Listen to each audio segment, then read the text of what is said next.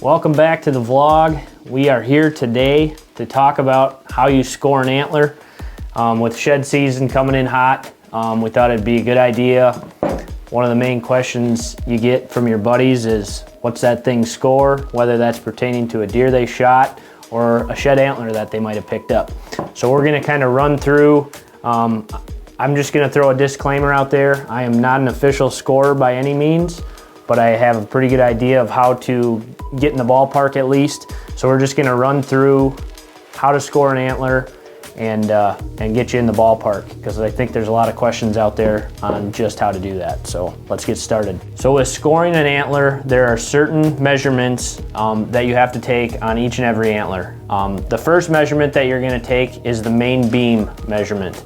And the main beam measurement starts at the lowest edge, outside edge of the burr, which is right down by the pedicle, right at the base of the antler, and it runs the distance of the entire main beam all the way to the tip of the main beam. After you get the main beam measurement, you're gonna go ahead and measure every single tine that comes off of the main beam. This one here, a lot of people know it as the brow tine, which is also referred to as the G1. And then going down the main beam, you got the G2, the G3, and on this antler in particular, you got the G4. So I've got 4 tines on this antler. One thing worth mentioning, when you're measuring the tines of an antler, you have to draw pretty much, that's where a lot of people screw up, is where they start the measurement of the tine.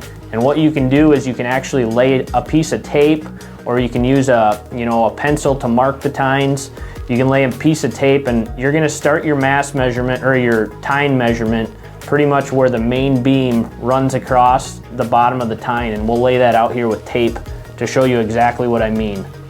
But that's where one big screw up when people are measuring tines. Someone might start measuring halfway down in the main beam, but to be accurate, it should be where that top of the main beam starts into the tine. For this demonstration, I am going to use a sewing tape measure just because they're cheap. You can find them anywhere. You can get them at like a Walgreens or a Walmart. People that do a lot of sewing use these a lot. I carry one with me about everywhere I go just to tape antlers. It's not gonna be as accurate as, say, a wire or some other things that you could use. Just to demonstrate the accuracy of a wire, I'm gonna use something that probably everybody has on hand, and that's just a cable to charge my cell phone. And I'm gonna use this one particularly for the main beam measurement, just because measuring a main beam can be tricky as far as following the outside of the beam all the way to the tip of the antler. Your tape measure might slide, and using a cord and taping it along the way is gonna give you a more accurate measurement. So got a sewing tape measure and a cell phone cord, and that's how we're gonna tape this antler today. So starting with the main beam, what I'm gonna do is I'm gonna take my cell phone cord, and I've got some tape.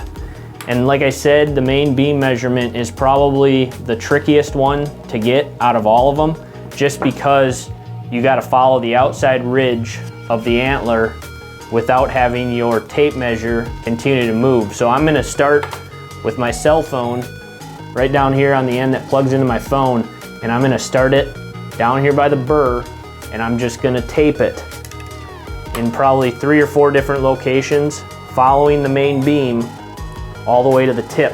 And then once I do that, when I get to the tip of the antler, I'm gonna make a mark on my cell phone wire. And then once I pull that off of there, I'll just put it up to my tape, and I'll have my measurement for the main beam. So after that, what I'm gonna do is I'm gonna go through and I am going to use tape again, and I'm gonna put tape down to where each individual tine starts. And again, this is where a lot of people mess up.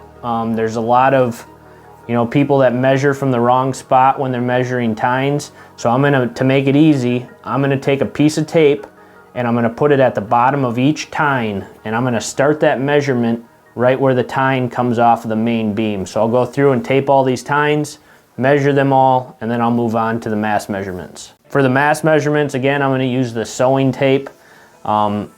First mass measurement comes between the burr and the G1, or the brow tine, and I'm gonna take the smallest measurement I'm gonna slide that tape back and forth, you know, between the burr and the brow tine, and I'm gonna take where it's the smallest.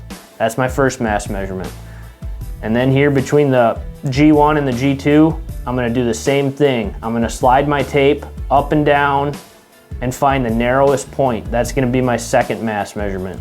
Same for the third mass measurement. I'm gonna go between the G2 and the G3, slide my tape. On this antler, there's not gonna be a lot of sliding. It's pretty narrow, but I'm gonna take the narrowest measurement there as well.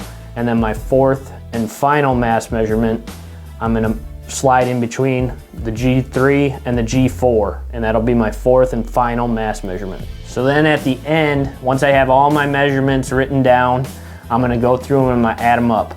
And once I add those up, that's gonna give me the total score for this particular antler.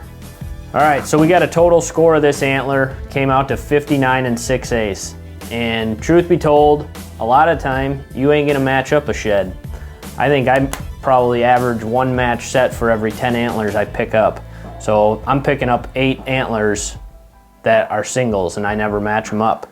And so what a lot of people are probably, you know, it's fun to throw out like, what would a deer like this score? So pretty simple. All you do is take what this antler scores, multiply it by 2, and then typically it's pretty standard to give the deer a 16-inch spread. The deer might have been 20 inches wide, it might have been 12 inches wide, but typically I just give it a 16-inch spread. So if I go 59 6/8 times 2, that's gonna come out to 119 4/8, I believe. 119 4/8, and that's before a spread. So I'm gonna give it a 16-inch spread.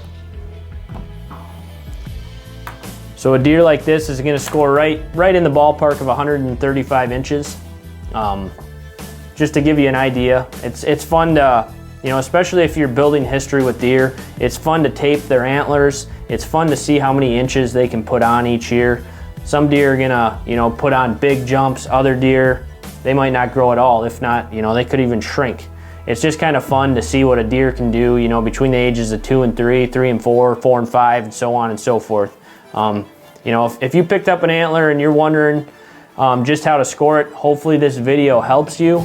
Again, I am not an official scorer by any means. This exercise is more or less to get you in the ballpark. Again, we appreciate you guys for tuning in and watching the vlogs. We're gonna continue to roll these out through shed season, into the spring once we start turkey hunting. If you haven't already, make sure you subscribe to the channel, turn the notifications on, leave some comments below. Let us know if you've been out, have you found any sheds yet, or are you still waiting?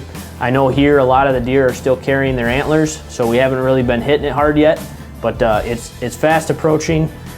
If you're looking to get out into shed hunting, we've got several other videos here on the channel pertaining to shed hunting. I encourage you to check those out, and we'll catch you here next time on the vlog.